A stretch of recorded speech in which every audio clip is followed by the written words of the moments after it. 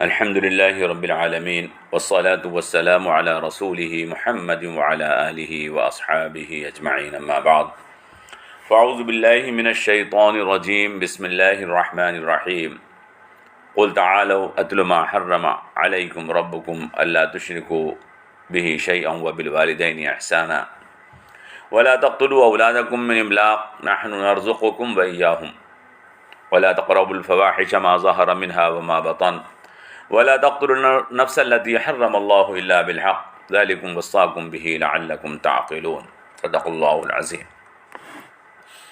برادران ملت اسلامیہ اور عزیز بہنوں، گزشتہ 4 پروگراموں میں ہم نے معراج کے تعلق سے آپ کے سامنے تفصیلات پیش کی، جس میں آپ کو بتایا کہ معراج کا واقعہ اس امت کے لیے دور عروج کا آغاز اور اس کی علامت ہے۔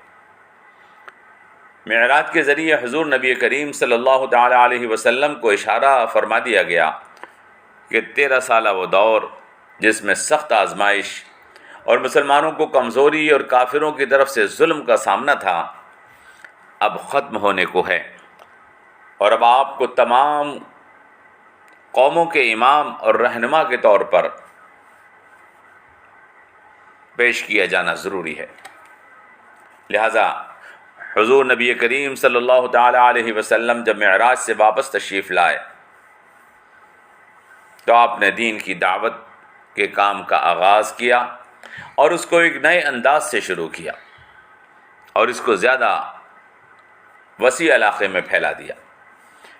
وہ دعوت اسلام جو ابھی تک مکے اور اطراف مکہ میں چل رہی تھی، اس کا دائرہ حضور اکرم صلی اللہ تعالی علیہ وسلم نے وسیع فرما دیا۔ اس کے لیے حضور نے یہ تدبیر اختیار فرمائی کہ حج کے موسم میں تمام عرب کے قبائل مکہ آتے تھے۔ آپ نے دین کی دعوت اور توحید کے دلائل ان آنے والے قبائل کے سامنے پیش فرمانے شروع کر دیے، اور آنے والے لوگوں سے حضور نے اسلام قبول کرنے اور اسلام کی حمایت کرنے کی خواہش کا اظہار فرمایا۔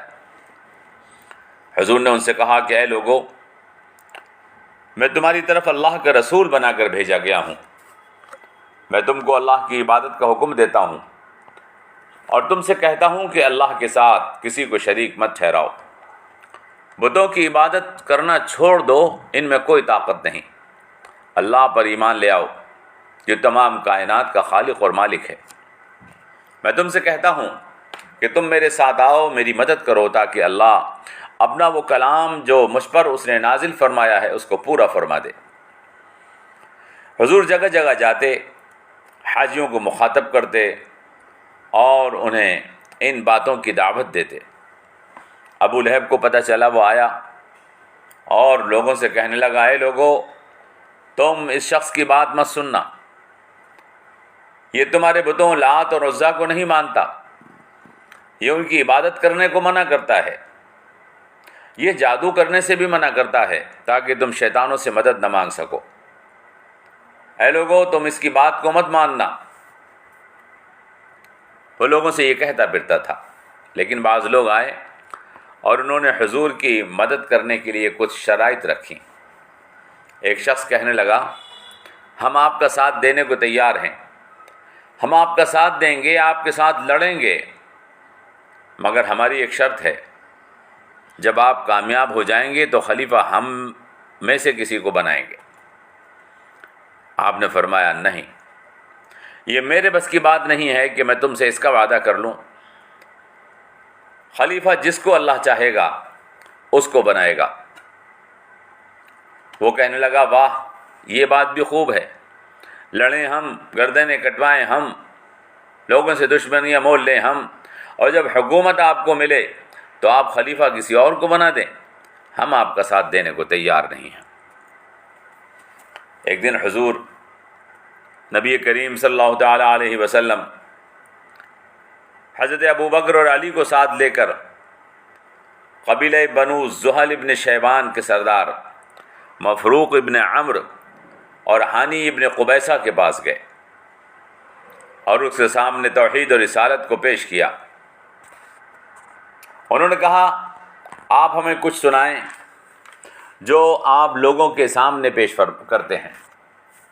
حضور نے یہ آیات جو ہم نے خطبے میں پڑھی، قل تعالوا اتل ما حرم علیکم ربکم الا تشرکوا بہ شیئا وبالوالدین احسانا، یہ آیات آپ نے تلاوت فرمائی، جن کا ترجمہ یہ ہے کہ آپ کہہ دیجئے آؤ میں تمہیں سناؤں تمہارے رب نے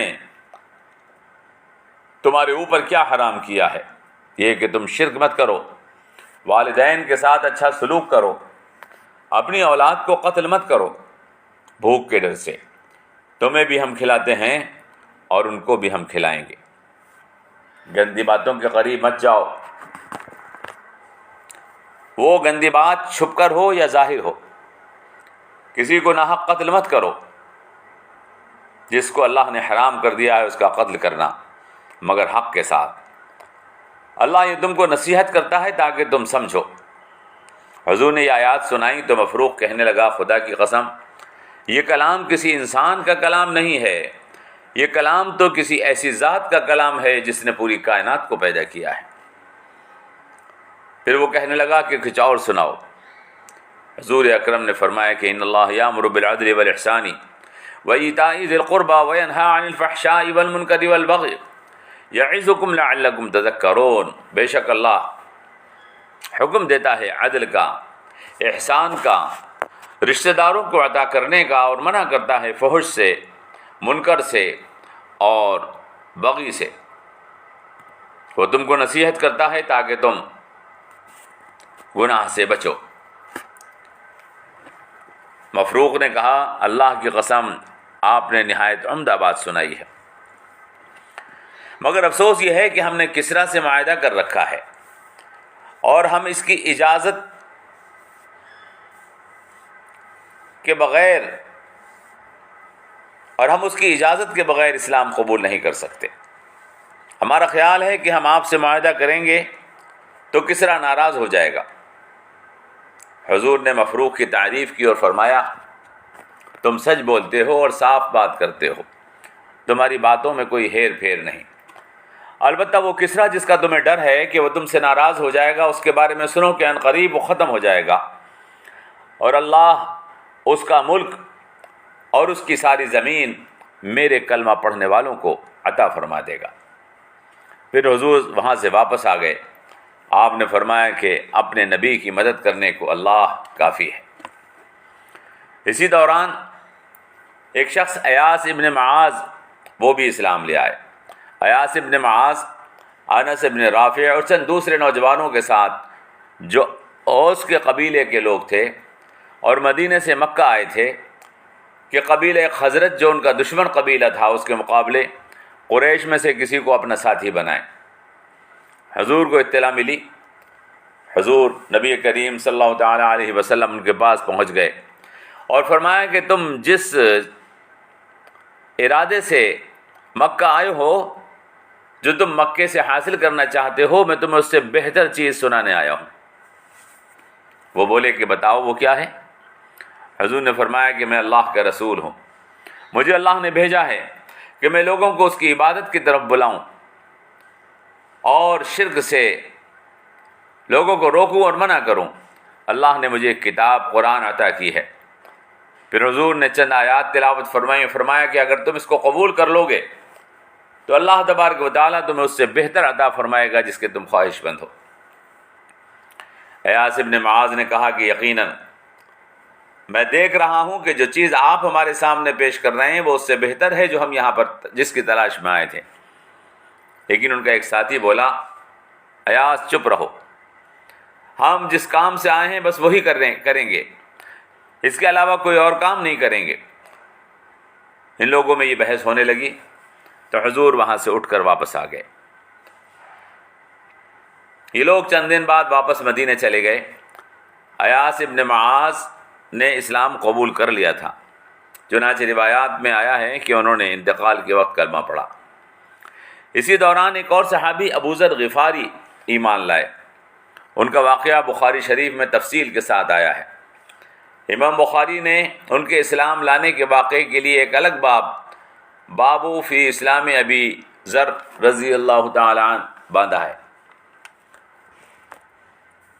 لکھا ہے کہ انہوں نے حضور کے دعوی رسالت کی اطلاع سنی تو اپنے بھائی کو تحقیق احوال کے لیے بھیجا۔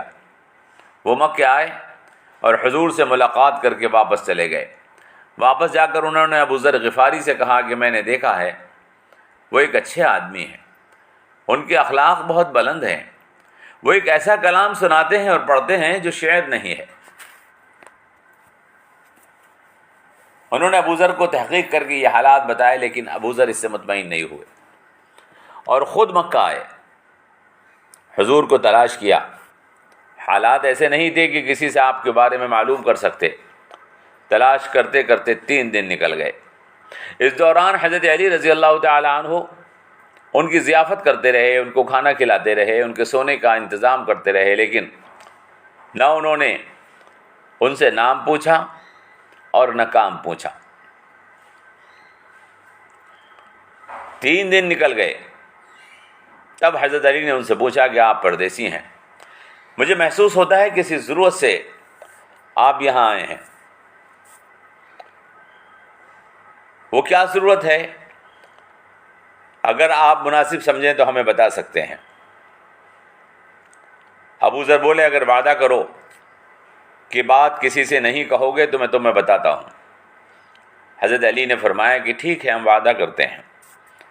تو حضرت علی نے کہا کہ میرے ساتھ آؤ، اور جہاں بھی میں رک جاؤں بس تم وہاں ان کو تلاش کر لینا اور ملاقات کر لینا، لیکن خبردار کسی کو شک نہ ہو پائے کہ تم میرے ساتھ ہو۔ حضور سے ملاقات ہوئی، کچھ سوال و جواب ہوئے اور فوراً حضرت ابو ذر غفاری رضی اللہ تعالیٰ عنہ نے اسلام قبول کر لیا۔ حضور نے فرمایا اے ابو ذر تم اپنی قوم میں واپس جاؤ، مگر کسی سے یہاں مکے میں اپنے اسلام کے بارے میں اعلان مت کرنا اور ذکر مت کرنا۔ اپنے قبیلے جاؤ اور وہاں جا کر لوگوں کو اسلام کی دعوت دو اور انہیں اس عقیدے کے اوپر مضبوط کرو۔ مگر ابو ذر جوش ایمانی سے بھرے ہوئے تھے، انہوں نے کہا کہ اللہ کے رسول، میں ان مشرکوں سے نہیں ڈرتا، قسم اللہ کی میں چیخ چیخ کر میں شہادت پڑھوں گا۔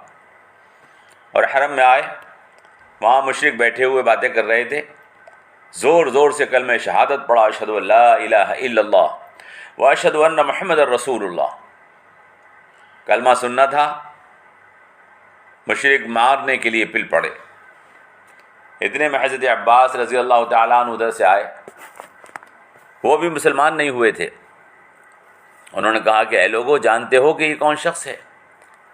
یہ قبیلہ بنو غفار کا ایک سردار ہے، وہ قبیلہ غفار جو تمہارے شام کے راستے میں پڑتا ہے۔ تم اس کو مار رہے ہو، اگر تم نے اس کو مار دیا تو تم کو شام سے اس کی قوم ایک دانہ بھی نہ آنے دے گی، ادھر کی تجارت بند ہو جائے گی۔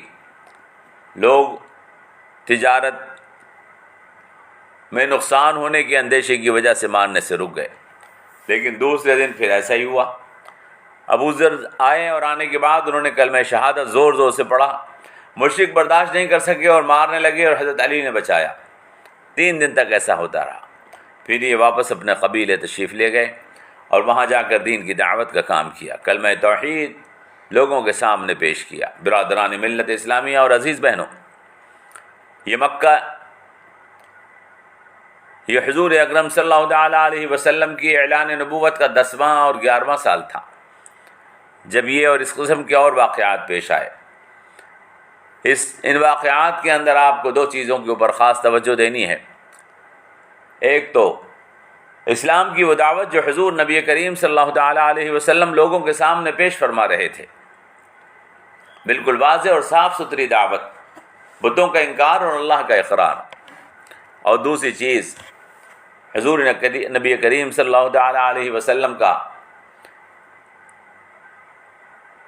لوگوں کے سامنے واضح طور پر یہ بتا دینا کہ اسلام لوگوں پر حکمرانی کرنے کے لیے آیا ہے، اسلام اقتدار کو اللہ کے سپرد کرنے کے لیے آیا ہے۔ یہ خانقاہوں میں بیٹھ کر یا کونوں کھدروں میں بیٹھ کر محض ذکر و اذکار کی محفلوں کا نام نہیں ہے، بلکہ کلمہ شہادت لا الہ الا اللہ محمد رسول اللہ کو مشرکوں کی مجلسوں میں پڑھنے کا نام ہے، تاکہ مشرکوں کے سامنے اللہ کی توحید اور بتوں کی ناسپاسی اور ان کی کمزوری واضح ہو جائے۔ صحابہ کرام رضوان اللہ تعالی علیہم اجمعین نے حضور اکرم صلی اللہ تعالی علیہ وسلم کی دعوت کے نتیجے میں یہی مزاج اپنا بنایا تھا، اور انہی کی محنتوں اور کوششوں سے اور ایسی ایسی تدبیروں سے کہ جہاں کہیں دین کی دعوت کی ضرورت پیش آئی، جس انداز سے وہاں پر پہنچ کر دین کو ان کے سامنے پیش کیا، دعوت و تبلیغ کا کام انہوں نے کیا ہے، یہ دین ہم تک جبھی پہنچ پایا ہے۔ اللہ تعالیٰ نے حضور نبی کریم صلی اللہ تعالیٰ علیہ وسلم اور آپ کے صحابہ رضوان اللہ تعالیٰ علیہم اجمعین پر ہزاروں درود، ہزاروں سلام اللہ اپنی رحمتیں نازل فرمائے۔ ان کی قربانیوں نے ہمیں اس لائق بنایا کہ آج ہم گناہ، شرک اور بت پرستی کی گندگی سے محفوظ ہیں الحمدللہ، اور اللہ نے ہمیں ایمان اور اسلام کی دولت سے مالا مال فرمایا الحمدللہ۔ صحابہ کی وہ قربانیاں ہیں کہ جس کی وجہ سے ہمیں یہ ایمان اور یہ دین حاصل ہوا ہے۔ اللہ تعالیٰ ان صحابہ کے اوپر اپنی رحمتوں کا نزول فرمائے۔ والسلام علیکم ورحمۃ اللہ وبرکاتہ، وما علینا الا البلاغ۔